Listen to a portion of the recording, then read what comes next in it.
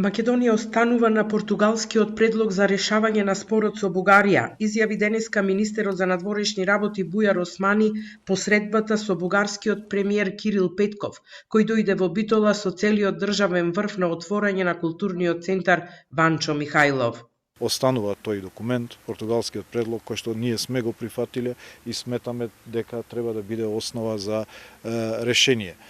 Овие чести средби, мислам дека можат само да ја подобрат таа динамика и покрај сите разлики. Очигледно дека имаме разлики. Имаат разлики партиите внатре во Бугарија, имаат и нашите овде. Не е лесно прашање, комплексно прашање, меѓутоа ние сме должни како политичари да испорачаме на граѓаните европска перспектива, при тоа штитејќи ги нашите интереси.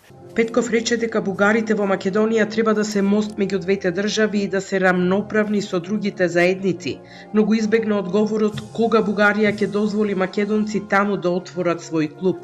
Немаше конкретен одговор ниту на прашањето дали има нов предлог од македонска страна за решавање на спорот, но рече дека интерес на Бугарија е Македонија да биде дел од Европската унија. Въпросът е да стигнеме до една... Прашањето е како да стигнеме до една заедничка позиција не само во Бугарија, туку заедно со Северна Македонија. Ја усогласивме рамката што ја имаме, знаете дека имаме коалиционен договор, имаме и преговарачка рамка, сите тие се нешта на кои треба да внимаваме. Истовремено она што не обединува е разбирањето дека за сите нас е важна европската иднина на Северна Македонија. Како што е и важно, јас мислам и двете страни тоа го разбираат, дека сите заедници во Северна Македонија треба да се чувствуваат рамноправно. Бугарската министерка за надворешни работи Генчовска на прашање дали до јуни Бугарија ќе го дигне ветото за Македонија, рече дека потребно е да бидат исполнети сите услови за тоа. Појасни дека нема различни ставови по тоа прашање со Петков, туку со неговите советници за надворешна политика.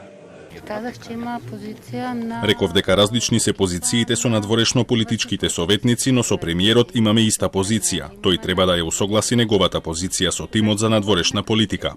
Битола денеска беше под силно полициско обезбедување за време на отворањето на културниот центар Ванчо Михајлов. На настанот немаше представници од македонската влада, а неколку граѓански здруженија и битолчани со транспаренти мирно протестираа на широк сокак и порачаа и македонците во Бугарија да ги имаат истите права. Таму и постојат македонци организирани под името Омо или Пирин, кои што немаат никакви национални права и не сакаат да ги регистрираат. И покрај тоа што има неколку 7-8 пресуди од Судот за човекови права за да бидат признати, регистрирани и така натаму. Меѓутоа тоа не се случува. Со протестно писмо реагираа и од Сојузот на борците од Битола против индолентниот однос на македонските власти и политички партии, затоа што во центарот на градот се отвора клуб кој го носи името на еден од најголемите експоненти на фашизмот, со што се рехабилитира фашистичката идеологија.